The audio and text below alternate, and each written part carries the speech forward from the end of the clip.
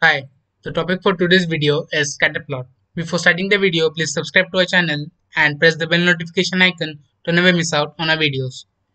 Now let's see what are scatterplots. So with the help of scatterplots, we can detect the outliers and we can also find different trends we have in our data or between two columns of our data.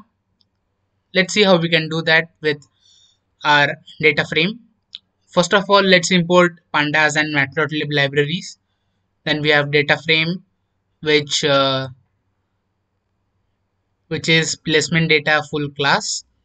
Then we have the placement status and salary and the percentages of the students in each of the test, like SSC, HSC, degree percent, and E-test and MBA percentage.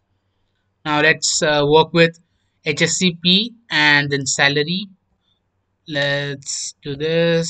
Then let's plot it. Now we have plt.scatter df hscp and df salary. So hscp and salary. So we have this salary onto the y-axis and percentages on the x-axis.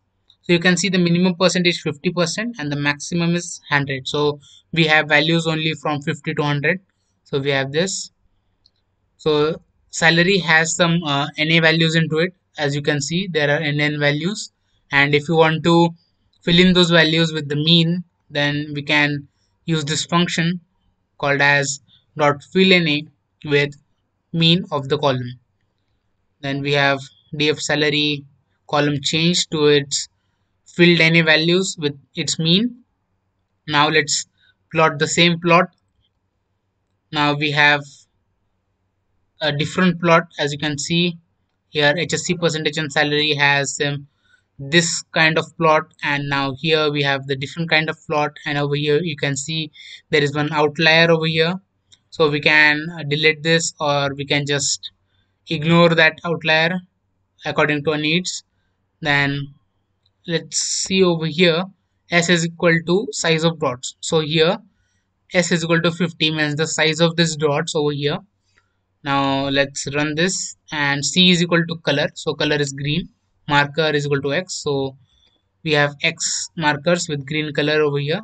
You can see X over here, and here there are dots.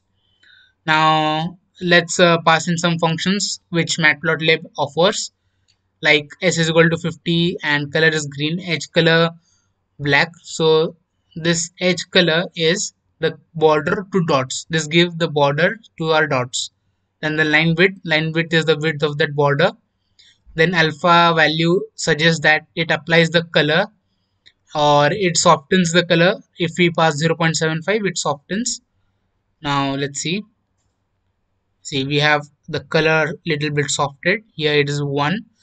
Here the intensity or the alpha value of green is 1, but here the alpha value of the green color is 0.75. Now let's do one thing. Let's map cmap, or let's define or give the different colors to our dots. So how can we do that? So we import random, then we have a empty list. Then for I in range 0 to 215, we have 215 values, or this for loop will run 215 times. Then we append some random integers from 0 to 10. So this random integer 0 to 10 will give the intensity of the green color to this list and to this our scatter plot, and we'll have cmap is equal to greens. So we have only greens intensity, then edge color black and alpha 0.75 as of upper one. Now we give c is equal to the list. So color, we assign the color to the list. Now as you can see, c is equal to l, and we have different shades of green over here. Now if you want to have a c bar over here, the color bar, then we can have it with the function called as dot color bar. So matplotlib has this function plt dot color bar. Then if we run cbar dot set label, so we will set a label to the color bar which says salary according to the percentage you got in HSC. So you can have this. You can see we have a color bar which has a label over here. Now let's do the same thing, but here let's I have only changed one thing, like I have changed the x scale and y scale. So we have x scale and y scale in terms of log and not terms of integers. So we do this because if our plot is really congested, as in here we have lots of values over here, so we can use the log function.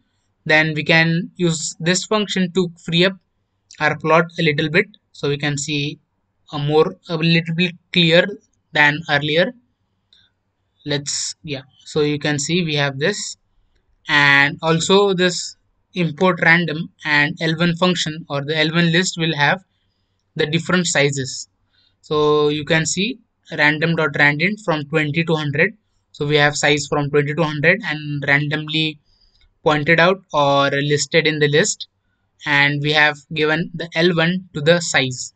So we have size L1 to each and every dots over here, and we have different sizes, and C is equal to L. So L is different colors. So we have different sizes and different colors, and we have also changed the x-axis and y-axis scales to its log functions. Now let's see if we pass in the color is equal to dfhsc percentage.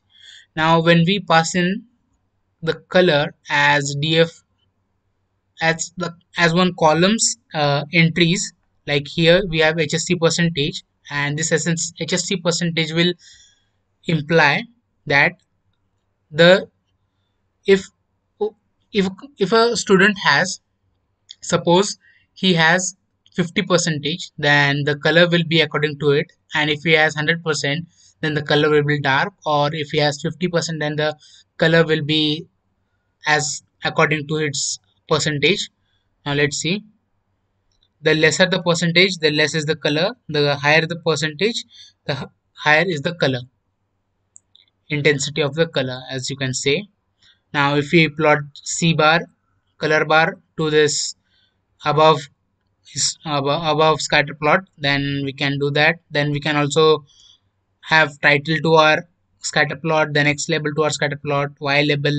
Now we have a very good scatter plot. You can see we have the colors assigned to it as the column names, and we have a color bar, we have the title, we have y label, then we have x label. So this is quite good graph by which we can have many insights to our data set, or we can see there is some clustering over here, like we can say that the higher the percentages, the higher the salary, or the, we can say we have a cluster and we can use this scatter plot in k-means clustering, and also in many algorithms of machine learning. So this is really helpful. So that's it from this video. We have discussed many scatter plots, or we have discussed the functions it provides, like the sizes we can give, we can change the color of the plot, we can add color bars, then we can have different colors, different color sizes, different fonts, and different edge colors. Then we can have line width to it, we can have alphas, and we have discussed many things in this video. If you like this video, please press the thumb icon, and if you have any doubts, put it in the comment section below and we'll get back to your doubts. Thank you.